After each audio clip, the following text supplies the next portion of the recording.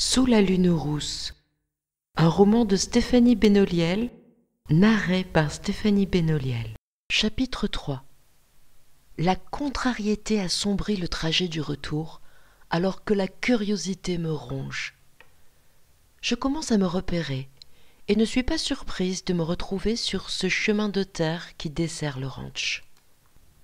Lucas stoppe la moto, se retourne et relève sa visière. Je te sens si tendu tout à coup. S'il te plaît, ne fais pas comme si tu ne savais pas pourquoi. C'est bien ce que je craignais. Après un long silence et une profonde inspiration, il reprend. Ce sont tes cousines. Leurs parents leur ont interdit de se montrer. Pourtant, elles n'ont pu résister à la tentation de t'observer. J'acquiesce, incapable de prononcer le moindre mot. Cette situation me dépasse. Je reste néanmoins reconnaissante envers Lucas, dont l'honnêteté me touche. Je me doute bien que son père a dû lui laisser pour consigne de m'en révéler le moins possible. Tous ces mystères me pèsent. Cependant, je me dois de patienter jusqu'au retour de mes parents pour en savoir plus. Hélas, je conçois parfaitement le dilemme qui déchire mon cousin, partagé entre les recommandations reçues et son désir de me donner les précisions qui me reviennent de droit. Il brise le cours de mes pensées tumultueuses. Prête à sortir de la route principale ? Je connais un raccourci, il va falloir que tu t'accroches. Sous le coup de la surprise, je ne peux qu'approuver d'un geste mécanique de la tête. Je n'ai pas le temps de réfléchir davantage que le bolide s'engage sur un sentier que je n'avais même pas remarqué. Nous gravissons des pentes abruptes, contournant d'impressionnants rochers. Le minuscule passage se poursuit, tel un tunnel à ciel ouvert qui forme une sorte de canyon miniature avant de déboucher sur une grande étendue dégagée. Lucas me crie « Ça va ? C'est géant !» Il repart à vive allure pour nous amener à destination. Nous arrivons par le côté droit de la piste empruntée à l'allée. Sous ce nouveau point de vue, la bâtisse paraît encore plus imposante. Il est vrai qu'elle abritait plusieurs familles à l'époque. Une aile entière reste consacrée à l'accueil de touristes à la belle saison. J'aimerais l'explorer dans ses moindres recoins. Sans succès, je tente de repérer la fenêtre de ma chambre. Alors, cette balade ? C'était génial. Vas-tu me faire de super propositions à chaque fois que je t'interroge ? J'ai bien compris que tu détournes mon attention. Je suis démasqué, gémit-il, avec une grimace si drôle que je ne peux m'empêcher de sourire. Je suis consciente que cette tactique vise aussi à me soustraire à l'abondance de questions auxquelles il ne peut donner de réponse. Je pense qu'il en a fini avec ce sujet brûlant quand il précise, d'un ton de nouveau sérieux. C'est le mieux que je puisse faire. Merci, je comprends. Le regard que nous échangeons traduit une complicité que je croyais impossible avec une personne que l'on vient juste de rencontrer. Je ne sais pas si c'est lié à notre ressemblance troublante ou à ce que l'on appelle les liens du sang. Je décide de laisser Lucas tranquille. Pour le moment. Après quelques hésitations sur le trajet, j'envoie un message à Eléa, ma meilleure amie, pour lui raconter mes virées à cheval et à moto, sans évoquer toutes les interrogations qui me tourmentent. Je tente de joindre mes parents sur leur portable, sans succès. Je laisse un message, même s'ils m'ont prévenu que leur destination ne disposait certainement pas d'une couverture réseau. J'enrage de ne pas avoir posé plus de questions sur le trajet. Je n'aurais pas dû tenir compte de la tension palpable qui les habitait. J'aurais dû... Je soupire et tente de me concentrer sur le positif, comme maman me l'a enseigné. Mon cousin est très gentil avec moi. On ne peut pas dire que je m'ennuie. Le lieu est superbe et je vais pouvoir pratiquer l'équitation. Il y a pire comme programme. J'enfile le vieux jean que maman a rajouté à ma valise, un t-shirt délavé et mes chaussures de randonnée. Papa a lourdement insisté pour que je les emporte, et je comprends maintenant pourquoi. Je retrouve du premier coup le chemin de la cuisine. Bravo à moi! Lucas surveille le contenu du four où dort 2 pizzas. Ça va être prêt dans 5 minutes. J'espère que tu aimes la pizza jambon fromage. Il ne restait que ça au congélateur. Évidemment. Nous engloutissons notre repas avec appétit. Je choisis un flan aux œufs pour le dessert et fais remarquer à Lucas que ceux de maman sont bien meilleurs. Il s'empresse de demander « Tu as la recette ?»« Bien sûr, il faut juste du lait, du sucre et des œufs. Si je vais te chercher des œufs au poulailler, tu veux bien en préparer ? J'ai invité quelques amis pour dîner. Un bon dessert serait le bienvenu. Tu veux bien ? Seulement si tu me fais voir le poulailler. » Marché conclu. Je le suis dans le dédale de couloirs et d'escaliers qui mènent à la cour intérieure. Partout, des alcôves ou des caves regorgent de témoignages du passé.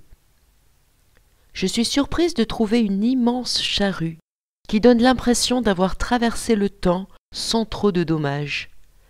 J'imagine la taille des chevaux de trait qu'il a tractés en découvrant leurs vieux fers pendus à un crochet. Après avoir dépassé le four à pain parfaitement restauré, nous arrivons au poulailler. Il est installé dans l'ancienne magnanerie, avec un système automatisé de fermeture à la tombée de la nuit. Je suis déçue de ne pas trouver les poulettes parties picorer l'herbe fraîche. Elles ont laissé de bons œufs que je m'empresse de ramasser. « Ça va aller pour retrouver la cuisine ?» demande Lucas. « Sans problème. J'ai toujours eu le sens de l'orientation. »« Je te retrouve dans 1 heure. Fais comme chez toi. »« Ok, à plus. » Ma belle assurance s'étiole en chemin. J'atteins quand même ma destination après quelques détours. Je perds du temps pour trouver les plats et les ingrédients. Il y a tant de placards. Je suis un peu mal à l'aise de fouiller partout. L'allumage du four high-tech me pose un problème. Pourtant, avec un peu de persévérance, je comprends son fonctionnement. Pendant que les flancs cuisent, je prépare quelques sablés pour les accompagner. Je m'active à rendre la place nette, comme maman me l'a appris. Une délicieuse odeur accueille mon cousin qui s'exclame avec gourmandise. « Ça sent trop bon !»« As-tu réparé le tracteur ?»« Il est comme neuf. Tu as fini ?»« Les flancs seront prêts dans 5 minutes. » Je dispose les biscuits encore chauds dans un plat. « Tu veux en goûter un ?»« Et comment ?»« Trop bon !» s'extasie-t-il avec un sourire et un petit mouvement de sourcils malicieux.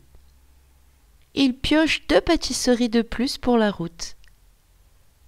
Le tracteur démarre du premier coup. Je grimpe pour la première fois sur l'engin, ravi de cette nouvelle expérience.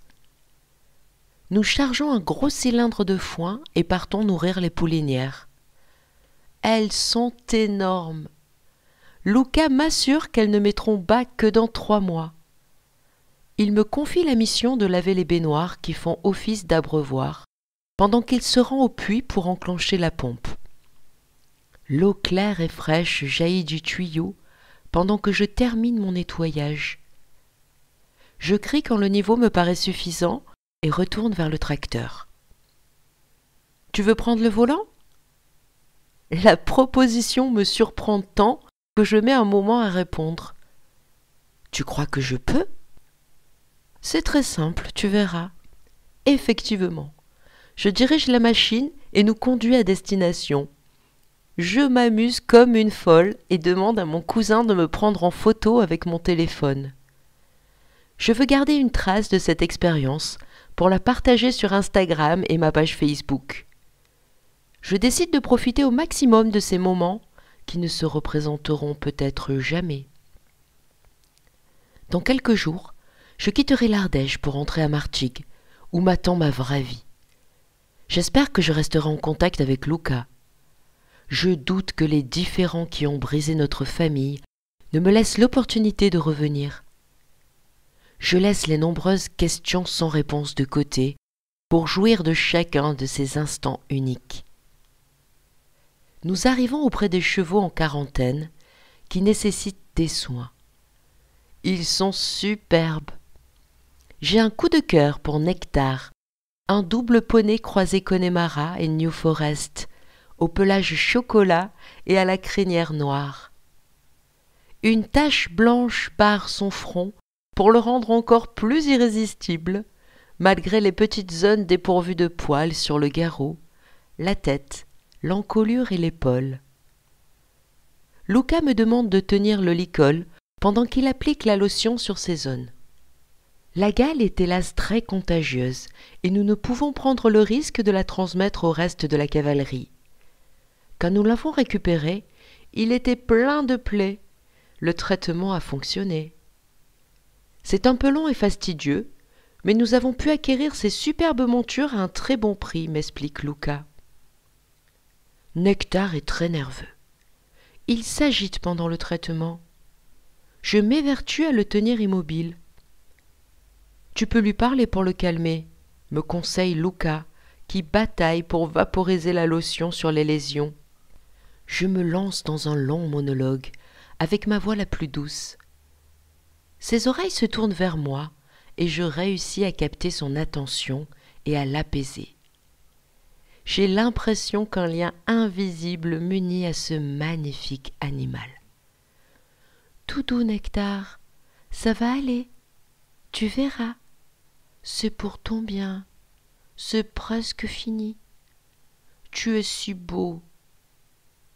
Tu es formidable, me félicite Luca. Tu as un bon feeling avec lui. Je suis ravie du compliment. Je ne peux m'empêcher de songer que je ne resterai pas assez longtemps pour assister à sa complète guérison. Tu me donneras des nouvelles ? Le regard grave de mon cousin me conforte dans l'idée que je ne remettrai plus les pieds ici. La colère m'envahit. Promis, murmure-t-il avec un sourire triste. Je trouverai un moyen. Je devine que, comme moi, il redoute de me perdre de vue.